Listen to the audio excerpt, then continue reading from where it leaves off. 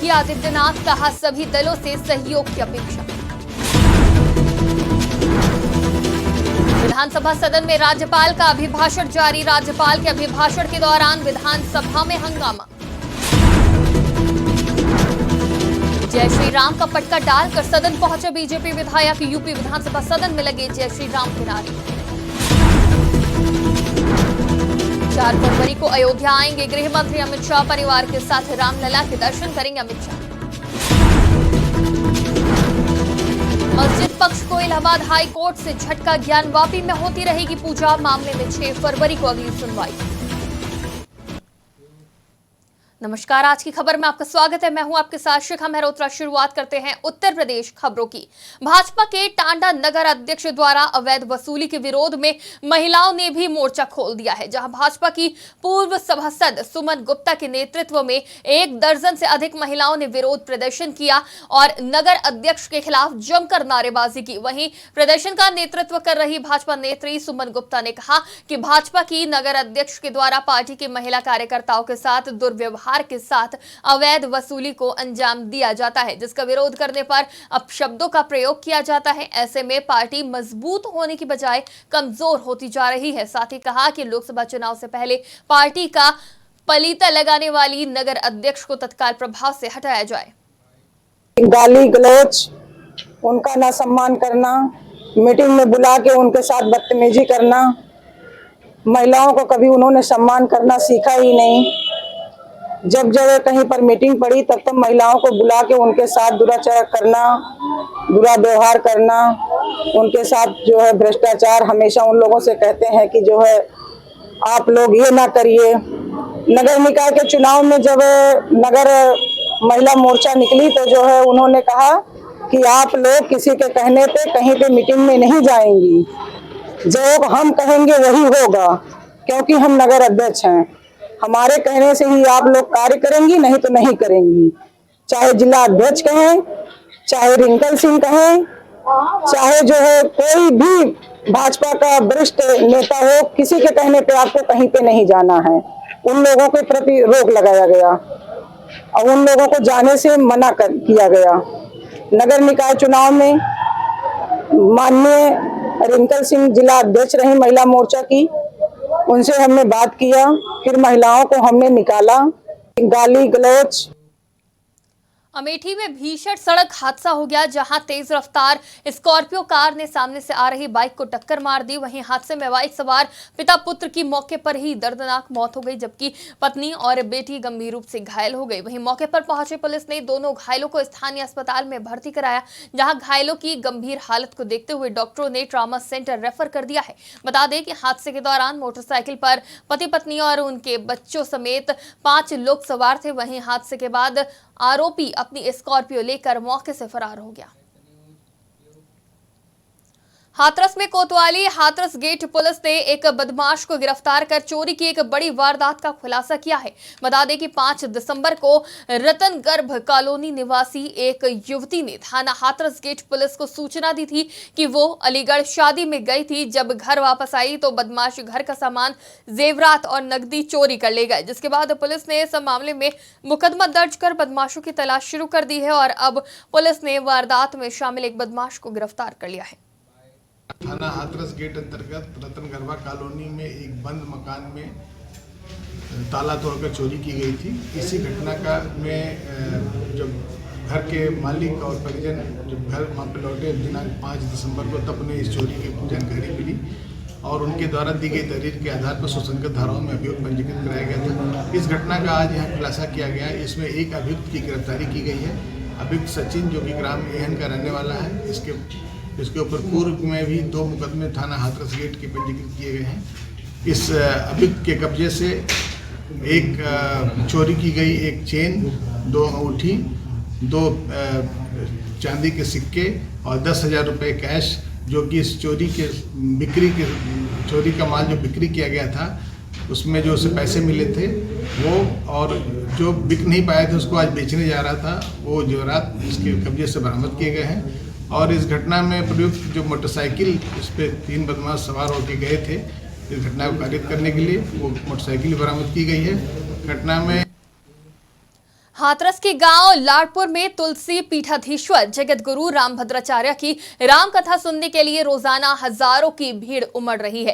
राजनेता और अन्य वीआईपी लोग भी उनका आशीर्वाद लेने के लिए रोजाना आ रहे हैं। इसी क्रम में जगत गुरु रामभद्राचार्य की रामकथा सुनने के लिए प्रदेश के राजस्व राज्य मंत्री अनूप प्रधान, पूर्व विधायक सुरेश प्रताप गांधी, भाजपा जिला अध्यक्ष शरद माहेश्वरी सहित कई राजनेता भी पहुंचे और उनका आशीर्वाद लिया। इस दौरान लोगों ने उनका भव्य स्वागत किया।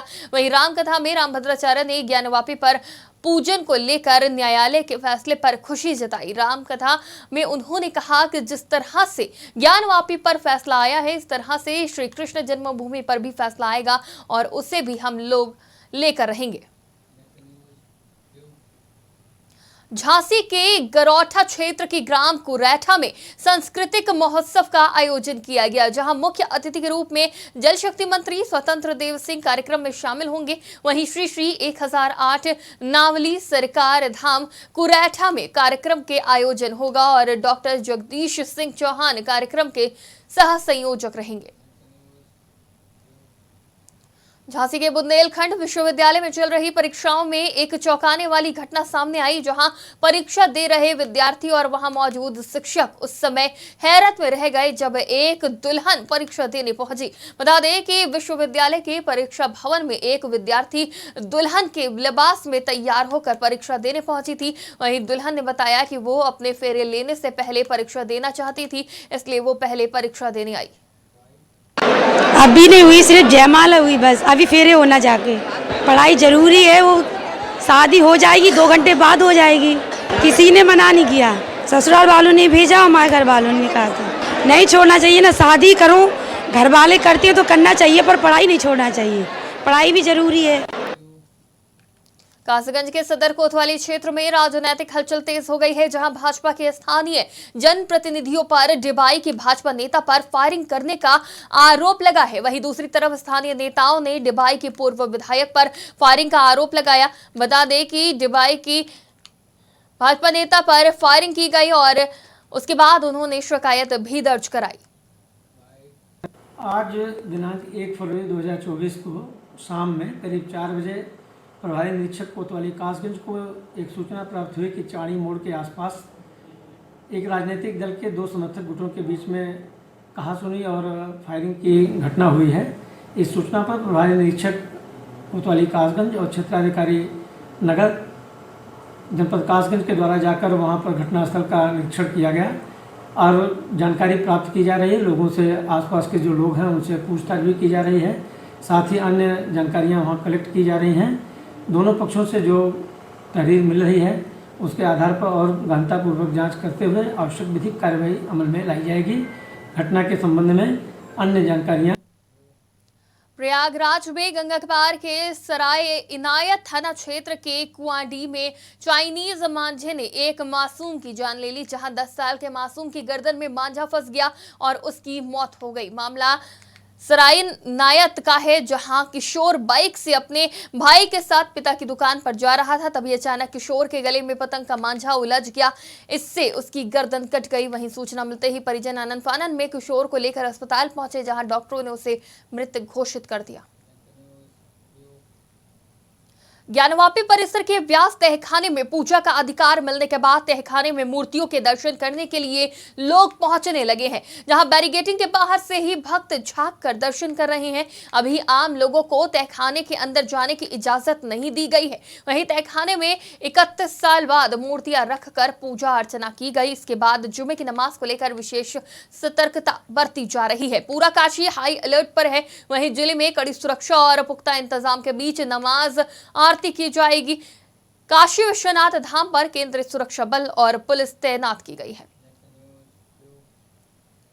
अमेठी में ज्ञानवापी मामले और जुमे की नमाज को लेकर पुलिस अलर्ट मोड में आ चुकी है, जहां मस्जिदों के बाहर पुलिस बल को तैनात किया गया है, तो वहीं मिश्रित इलाकों में बड़ी संख्या में पुलिस फ्लैग मार्च कर रही है। इसके साथ ही एसपी डीएम खुद पूरे इलाके का भ्रमण कर स्थिति का जायजा ले रहे हैं। दरअसल 2 दिन पहले कोर्ट द्वारा ज्ञानवापी मस्जिद के तहखाने में पूजा की अनुमति दिए जाने और जुमे की नमाज को लेकर अमेठी पुलिस पूरी तरह से अलर्ट मोड पर है। अमेठी पुलिस अधीक्षक के निर्देश पर जिले की सभी थानों थानों की पुलिस अपने अपने इलाकों में फ्लैग मार्च कर रही है। साथ ही संवेदनशील इलाकों में भी पुलिस और पीएससी को तैनात किया गया है। देखिए, ज्ञानवापी फैसला के बाद थोड़ा सा सेंसिटिविटी बनी हुई है पूरा प्रदेश में। तो उसी क्रम में अमेठी ज़िले में सभी थाने का अलर्ट किया गया है। सभी थाना प्रभारी जो सेंसिटिव जहाँ है वहाँ सफिशिएंट संख्या में फोर्स तैनाती करके सब लोग फील्ड में रहने के लिए लगातार पेट्रोलिंग करने के लिए। उत्तर प्रदेश की खबरों में फिलहाल इतना ही। देश और दुनिया की तमाम खबरों के लिए देखते रहिए आज की खबर।